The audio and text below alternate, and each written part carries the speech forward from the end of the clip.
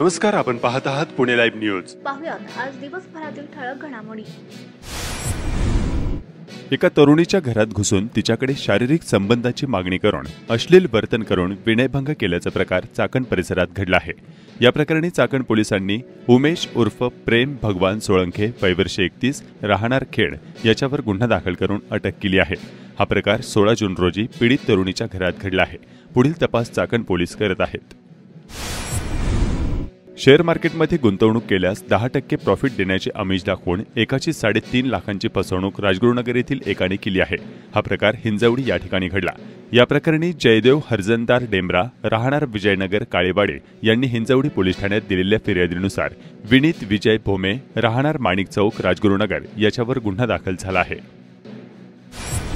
वाहन चालविण्याचा परवाना नसतानाही अल्पवयीन मुलांना गाडी देणाऱ्या पालकांवर कायदेशीर कार्यवाही चाकण तालुकाखेड शहरात पुन्हा एकदा सुरू करण्यात आली आहे।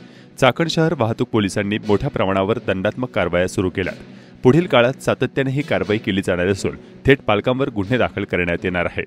त्यामुळे अल्पवयीन मुलांच्या हातात गाडीची चावी देणाऱ्या पालकांनी सावध राहावे असा इशाराच वाहतूक पोलिसांनी दिला आहे। रस्त्यावर अथवा रस्त्यालगत कुठेही वाहन उभे केल्यास रहदारीस अडथळा निर्माण होत असतो। वाहतूक कोंडी होऊन अपघाताच्या घटनाही घडत असतात। यामुळे वाहतूक शाखेने अशा रहदारीस अडथळा ठरणाऱ्या वाहनांवर कारवाईचा बडगा उगारला आहे। मंगळवारी 18 जून रोजी चाकण शहरातील महात्मा फुले चौकात अनेकांवर दंडात्मक कारवाया करण्यात आल्या। आमचे माननीय वरिष्ठ सीपी साहेब, डीसीपी ट्रॅफिक सर यांच्या आदेशान्वये ही जी अल्पवयीन मुलं असतात, ही मुलं ह्या लहान वयातच व्हेकल 4 व्हीलर असेल 2 व्हीलर चालवतात। त्या चालवल्यामुळे त्यांच्याकडनं अपघात किंवा इतर काही गोष्टी होतात।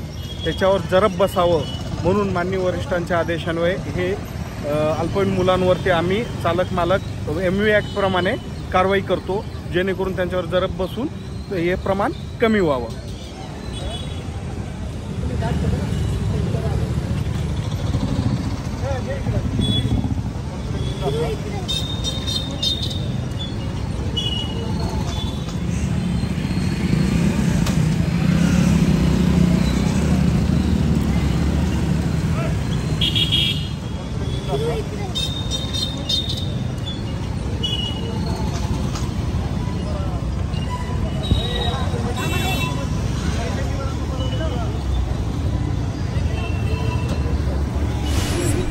औद्योगिकीकरणाच्या वाऱ्यात लोकसंख्या झपाट्याने वाढून शहरी सूच आलेल्या चाकण पंचक्रोशीत बाल गुन्हेगारी फोफावत आहे। 15-16 वर्षांच्या मुलांमध्ये गुन्हेगारीचे आकर्षण कमालीचे वाढत चालले आहे। चाकण मार्केटमधील हल्ल्यात बाल गुन्हेगार आणि 20 ते 25 वयाच्या गुन्हेगारांचा समावेश असल्याचं निष्पन्न झाल्यानं पुन्हा एकदा बाल गुन्हेगारीचा विषय चव्हाट्यावर आलाय। या घटनेनंतर खुद्द डीसीपी दर्जाच्या अधिकाऱ्यांनी केलेल्या कारवाईनं गुन्हेगारी डोळ्यात थंड बसत्यात गेले आहेत।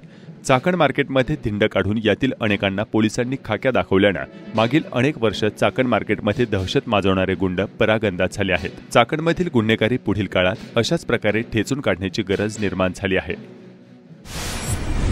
मागील आठवडाभराच्या विश्रांतीनंतर खेड तालुक्यात चाकण शहर आणि लगतच्या अनेक ठिकाणी मंगळवारी 18 जून रोजी सायंकाळी 8च्या सुमारास पावसाने हजेरी लावली।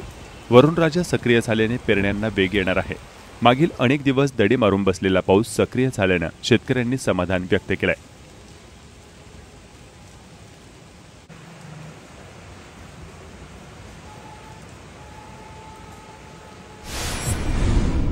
खेड तालुक्यातील कणेरसर येथील RR कॉलनीमधील 85 घरांच्या दुरुस्ती कामाचा शुभारंभ आज करण्यात आला। MIDC कार्यालय पुणे या ठिकाणी डॉक्टर अर्चना पठारे यांनी दिनांक 12 जून रोजी बैठक घेतली होती। त्यावेळी खेड सिटी इन्फ्रास्ट्रक्चर कंपनीचे मुख्य कार्यकारी अधिकारी कृष्णा यांनी तातडीने काम सुरू करण्याची ग्वाही दिली होती। खेड तालुक्यातील खाजगी शाळेच्या स्कूल बस खिडक्यांना बालकांच्या सुरक्षेसाठी लोखंडी जाळी लावावी अशी मागणी सर्व स्तरातून होत आहे। याबाबत पोलीस वाहतूक शाखा यांनी उचित निर्देश सर्व शाळा यांना द्यावे, जेणेकरून प्रवासात विद्यार्थी आणि विद्यार्थिनी आणि लहान बालके यांचे अपघात होणार नाहीत।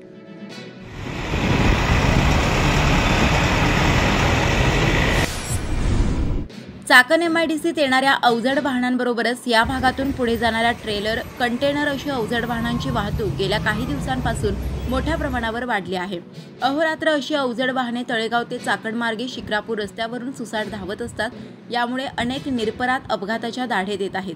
चाकण शिक्रापूर मार्गावर अशा अवजड वाहतुकीने अनेक किरकोळ ते गंभीर स्वरूपाचे अपघात सातत्याने घडत आहेत। तळेगाव चाकण चौफुला या महामार्गाचे काम तातडीने सुरू करून अपघातांबाबत आणखी सुपातले जात्यात जाण्यापूर्वी या रस्त्याचे काम मार्गी लावण्याची मागणी होत आहे। राष्ट्रीय चाचणी संस्थाद्वारा जो नीट परीक्षा गोंधळ जो देशात सुरू आहे त्या पार्श्वभूमीवर राष्ट्रीय चाचणी संस्थाद्वारा राष्ट्रीय पात्रता परीक्षा देशभर घेतली जात आहे। खेड तालुक्यातील महाळुंगे या ठिकाणी द्वारका स्कूल येथे एक परीक्षा केंद्र होते। ही नॅशनल एलिजिबिलिटी टेस्ट परीक्षा युनिव्हर्सिटी ग्रँट्स कमिशनसाठी राष्ट्रीय चाचणी संस्थाद्वारा घेण्यात आली।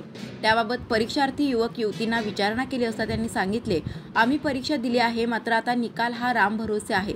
राष्ट्रीय पात्रता परीक्षा ही भारतीय विद्यापीठे आणि महाविद्यालयांमध्ये सहाय्यक प्राध्यापक पदासाठी तसेच कनिष्ठ संशोधन फेलोशिप किंवा दोन्हीसाठी पात्रता निश्चित करण्यासाठी ही एक भारतीय प्रमाणित चाचणी आहे, ज्यात 83 पैकी कोणत्याही एका विषयात परीक्षा देता येते व सदर परीक्षा ही राष्ट्रीय चाचणी संस्था घेत असते। एकंदर जे घोळ होत आहे त्यामुळे प्रचंड नाराजी विद्यार्थ्यांमध्ये असून याबाबतची विश्वासार्हता राहिली नसल्याचे चित्र पाहावयास मिळत आहे। चाकण नगर परिषद नूतन प्रशासकीय इमारत जुनी पोस्ट ऑफिस इमारत सिटी सर्वे नंबर 862 येथे बांधकाम करण्याच्या प्रक्रिया पूर्ण करण्यात येत आहेत। बहुमजली प्रशासकीय इमारत जुनी चाकण ग्रामपंचायत इमारत व सध्याच्या वाहनतळ जागेपर्यंत अंदाजे 7.5 गुंठे जागेत करण्यात येणार असल्याची माहिती नगर परिषद द्वारा देण्यात आली आहे। इमारत बांधकाम आराखडा तांत्रिक मान्यतेसाठी सादर करण्यात आलाय। त्यानंतर तांत्रिक मान्यता प्राप्त झाल्यावर जिल्हाधिकारी यांच्याकडून प्रशासकीय मान्यता घेऊन निविदा प्रक्रिया पूर्ण करून प्रत्यक्षात विधानसभा निवडणुकीपूर्वी इमारत बांधकाम सुरू होणार आहे। शासनाने प्रशासकीय इमारत बांधकाम करण्यासाठी अंदाजे 5 कोटीचा निधी शासन निर्णयानुसार चाकण नगर परिषदेस दिलाय। मात्र मागील मुख्याधिकारी सुनील बल्लाड यांनी चाकण मार्केट यार्ड समोरील गट नंबर 2493 येथे प्रशस्त जागेत प्रशासकीय इमारत व्हावी म्हणून प्रस्ताव जिल्हाधिकारी यांना सादर केला होता। तो प्रस्ताव मागील वर्षी मंत्रालय ते महसूल विभागात सादर केलाय। मात्र त्यास अद्याप मान्यता प्राप्त न झाल्याने चाकण नगर परिषद यांनी आहे त्या इमारतीच्या मागे उपलब्ध जागेत प्रशासकीय इमारत बांधकाम प्रक्रिया सुरू केली असल्याचे नगर परिषद बांधकाम विभागाचे अभियंता संजय बागडे यांनी पुणे लाईव्ह बरोबर बोलताना सांगितले। चाकण येथील श्री साईबाबा ग्रामीण बिगर शेती सहकारी पतसंस्थेच्या अध्यक्षपदी अनिल सोनवणे यांची निवड करण्यात आली आहे। राजगुरुनगर या ठिकाणी अध्यक्षपदासाठी निवडणूक घेण्यात आली। अध्यक्षपदासाठी सोनवणे यांचा एकमेव अर्ज या पदासाठी दाखल झाल्याने त्यांची या पदावर बिनविरोध निवड झाल्याची अधिकृत घोषणा निवडणूक निर्णय अधिकाऱ्यांनी केली आहे। यावेळी संस्थेचे संचालक संचालिका व ग्रामस्थांच्या वतीने सोनवणे यांचा सत्कार करण्यात आला। साईबाबा पतसंस्थाच संपूर्ण महाराष्ट्रामध्ये निवडणुकीच्या एकूण वातावरणामुळे गाजली आणि एक वेगळाच पायंडा या महाराष्ट्राच्या सहकाराच्या राजकारणामध्ये पडला। तो म्हणजे भ्रष्टाचाराचं फार मोठं एक जी कीड लागलेली होती सहकार्य क्षेत्रातील निवडणुकीला, त्याला कुठंतरी थांबवण्याचं किंवा वाचा फोडण्याचं काम साईबाबा पतसंस्थेच्या माध्यमातून झालं। साईबाबा पतसंस्थेची निवडणूक 7 महिन्यापूर्वी झाली आणि आमच्यातल्या ज्येष्ठ संचालक श्री देवराम काळे यांना आम्ही सुरुवातीला अध्यक्ष केलं। त्यांनी आज राजीनामा दिल्यानंतर आज माझी निवड झालेली आहे। या सगळ्या याच्यामध्ये संस्थेच्या विकासासाठी इथून पुढे जास्तीत जास्त प्रयत्न कसा करता येईल आणि सभासदांना दिलेली जी काही आश्वासनं आहेत ती लवकरात लवकर कशी पूर्ण करता येईल, तोच एक विषय आता सध्या सर्व आमच्या संचालकांच्या डोक्यामध्ये आहे आणि त्या दृष्टीने आम्ही प्रयत्न करून सभासदांना न्याय देण्याचा प्रयत्न करू आणि जास्तीत जास्त संस्था मोठी कशी होईल यासाठी प्रयत्न करू। नमस्कार, आपण पाहत आहात पुणे लाईव्ह न्यूज।